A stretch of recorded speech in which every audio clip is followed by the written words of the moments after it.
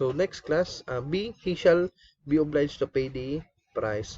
So, here class, sa sinasabi, di ba, kapag yung refusal is not justified. So, number 2, ang obligation ni buyer will be to pay the price. So, wala namang reason bakit mo hindi tinanggap yung delivery. So, kapag walang reason, so, obliged si buyer na magbayad ng price. So, next, number 2. So, the number 2 obligations of the buyer or principal obligation of the buyer will be to pay the price of that thing. So, kailangan mong magbayad. Unless lang kung hindi ka magbayad if the buyer refuses to pay the price, ibig sabihin, si unpaid seller can take possession of the goods. Time and place of payment of the price. So, what are the time and place? So, syempre, number 1, the time and place is stipulated. So, kapag may pinag-usapan yung both parties, either seller or the buyer. Paano kapag wala? Time and place of delivery of the thing in the absence of stipulation. So, kapag walang naka-stipulate, anong magiging, what will be the rules?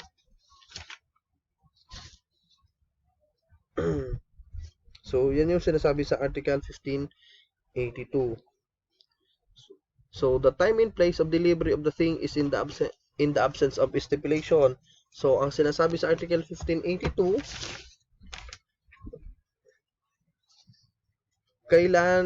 saan nangyari yung transactions ng both parties. Naintindihan? Dito class, time and place of payment is may stipulation. Paano kapag walang stipulation? So, saan ba nangyari yung kontrata? O anong place? And then, at the same time, yung time, reasonable time. Ibig sabihin ng reasonable time, office hours, 8 a.m. to 5 p.m. So, yan yung regular business hours. Letter B, when interest will be paid on the price. So, magkakaroon na ng interest. The buyer shall pay the interest for the period between the delivery of the thing and the payment of the price in the following cases. So, take note class, si buyer is magbabayad ng interest in the following cases. If there is a stipulation, kapag may pinag-usapan or there is an agreement. If interest was stipulated but the rate was not indicated, the rate shall be the legal rate of 12%. Take note class, this 12% is per year. Per annum ito ha.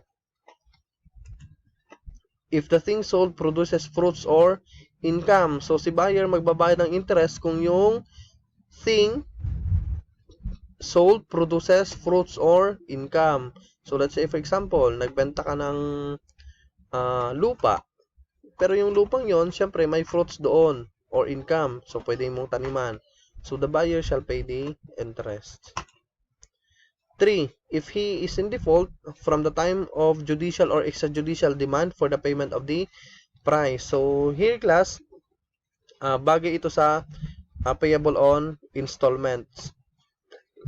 Contract of sale in installment. Kapag may judicial or extrajudicial demand. Ibig sabihin ng judicial demand, nagpagawa ka sa attorney ng demand letter. Sa extrajudicial naman, ikaw lang yung gumawa ng demand. Next, suspension of payment of the price by the vendee. So, kailan masuspend yung payment? Let's say, for example, nagbabayad ka na, especially sa installment, nagbayad ka na. So, kailan masususpend yung payment or kailan pwedeng mag-stop ng bayad si vendee or temporary stop ng payment si vendee? Number 1, there are grounds. So, the grounds is disturbances in the vendee's possession or ownership of the thing purchased. So, let's say for example, may binili kang lupa in installment. And then ngayon, yung installment is 3 years to pay. 1 year ka nang nagbabayad. So, ika-second year mo na.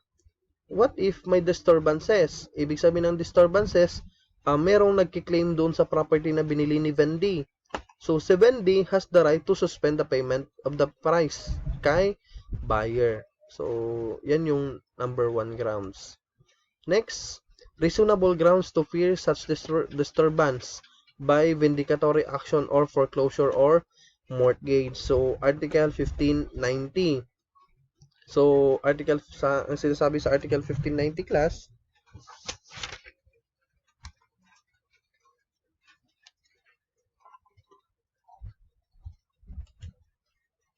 ang sinasabi sa Article 1590, the vendee may suspend payment if he receive a demand letter which threatens the filing of a complaint for the recovery of the thing sold or for foreclosure of the mortgage constituted on the thing. So, dito class sa letter B, parang tinatakot si Vendee. Tinatakot si Vendee na i-foreclose yung property. So, or di kaya, ang sinasabi dyan, binabawi ulit ni seller or ni vendor yung property. So, disturbances yon. Kasi nga, yung pinag-usapan nyo is 3 years to pay. So, syempre, in 3 years to pay, babayaran ko na ito. So, bakit mo ngayon binabawi? So, pwedeng isuspend ni vendor yung payment ng price. Duration of suspension of payment. So, duration, so until the vendor has caused the disturbance or danger to cease. So, kapag wala ng disturbances, so, yun lang yung duration ng suspension. Kapag wala ng disturbances, so, pwede na rin magbayad ulit si vendee. When right to suspend payment not available. So, kailan ka hindi pwedeng mag-suspend ng payment or the vendee shall, si vendee is magbabayad pa rin ng payment. Letter A, if the vendor gives security for the return of the price. So, ibig sabihin dito class kasi, may mga transaction kasi or contract of sale kasi na may right of repurchase or pacto de retro na sinasabi. Right of repurchase. Ibig sabihin, si seller, ibenta yung property. Pero may nakalagay dun sa kontrata ng dalawa na si seller has the right to repurchase the thing or the goods. So, here, ang sinasabi kasi dito, si vendor gives security for the return of the price. Ibig sabihin, binabawi na ngayon ni vendor. So, since kapag binabawi na ni vendor and at the same time, nag-offer siya ng pambayad, so, the buyer, si buyer walang right to suspend the payment. Next, if it has been stipulated that the vendee shall pay the price notwithstanding the existence of the aforementioned disturbances or danger. So, ibig sabihin dito class, kahit na may disturbances na daw, so magbabayad pa rin si buyer or the vendee. C, if the disturbances is a mere act of trespass. So, Article 1590. So, trespassing lang yung nangyari. So, walang disturbances or walang danger or walang takutan na nangyari. So, it is not grounds to suspend the payment. Rescission by the vendor. So, immovables. So, what will be the effect kapag si vendor is nag-cancel ng kontrata? First class sa immovables muna tayo. When vendor is entitled to sue for immediate rescission. So, the vendor may immediately sue for rescission of the sale if there are reasonable grounds to fear. Number 1, the loss of the immovable. And number 2, its price. So, here class, ang sinasabi dito, may example tayo, S sold his lot to B for 50,000. While the lot had been delivered to B, B was to pay the price after 2 months. So, babayaran ni B yung lot after 2 months pa. If the lot was in danger of being eroded because of B was cutting all the trees planted thereon and B was squandering his money in gambling, S may sue for the immediate rescission of the sale. So, ibig sabihin daw dito class, may fear or may takot. So, that will be the grounds, reasonable grounds to fear. So, here in sa ating example, so, after 2 months pa babayaran ni B. Pero, ang nangyayari dun sa 2 months, pinansusugal ni B yung pambayad dapat sa lupa. So, syempre, si S may meron siyang entitlement to sue or pwede siyang mag-rescind kaagad ng kontrata niyong dalawa. So, applicable ito class dun sa mga option contract. So, sa mga option contract. If one or both grounds do not exist, the vendor may choose between.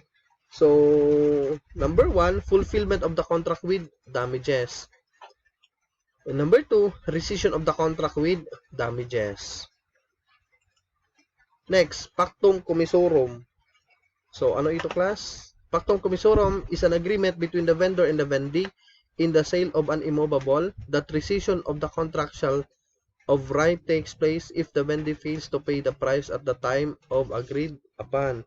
So, ito yung sinasabi ng Article 1592, pactum commissorum.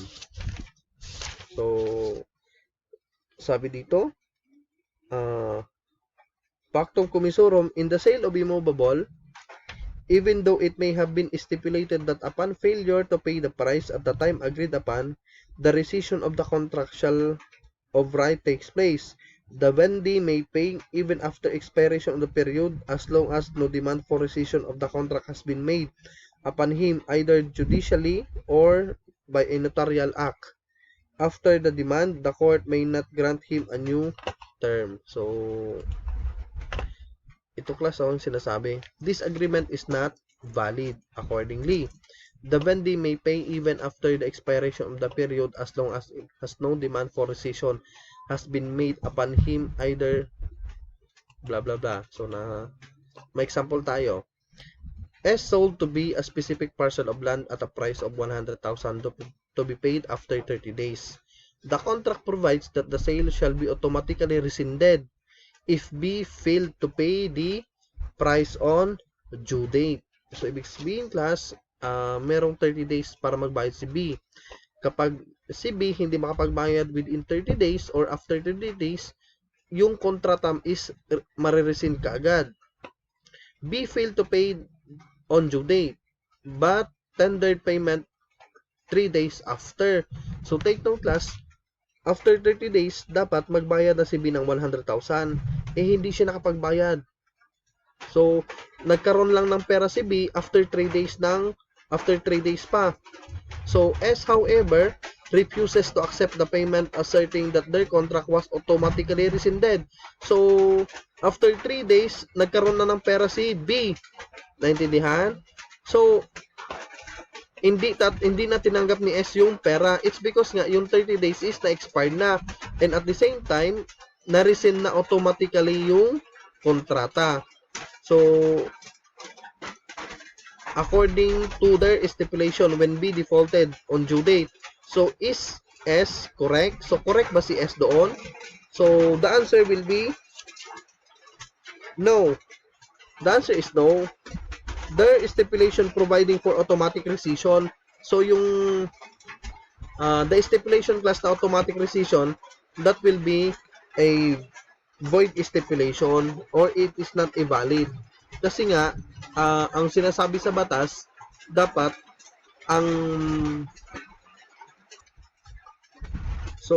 dapat class, ang nangyari doon, tinanggap pa rin ni S yung price or yung pinambayad ni B. Naintindihan? So, kailan dapat ang mangyayari dito, tatanggapin pa rin ni S yung 100,000 na tinendered ni B. Naintindihan? So, dapat si S magiging correct lang kung nagsabi siya kay B na i-rescind na yung kontrata.